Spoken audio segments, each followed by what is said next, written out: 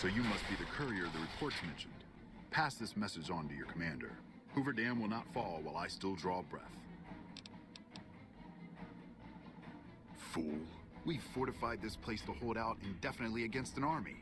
What chance do you think you have?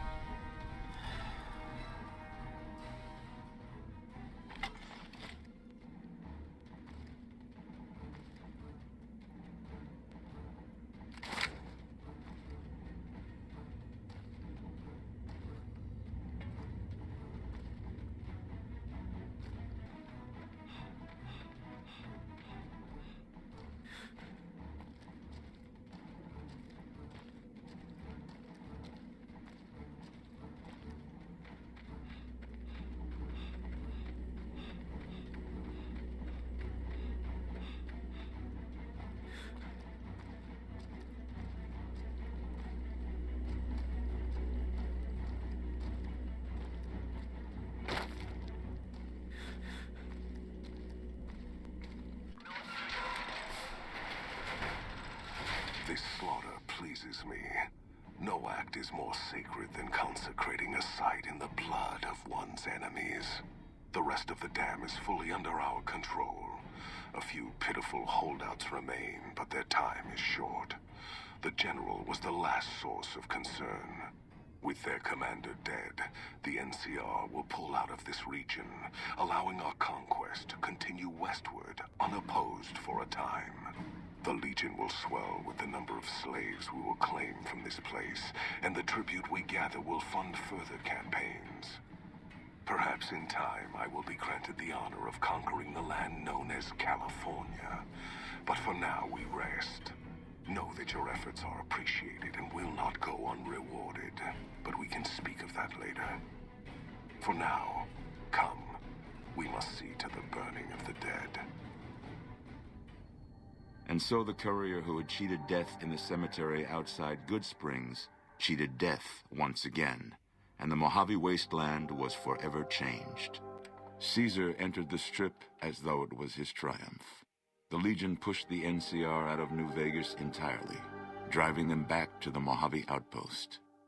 The Legion occupied all major locations, enslaving much of the population and peacefully lording over the rest. Under the Legion's banner, civilization, unforgiving as it was, finally came to the Mojave wasteland.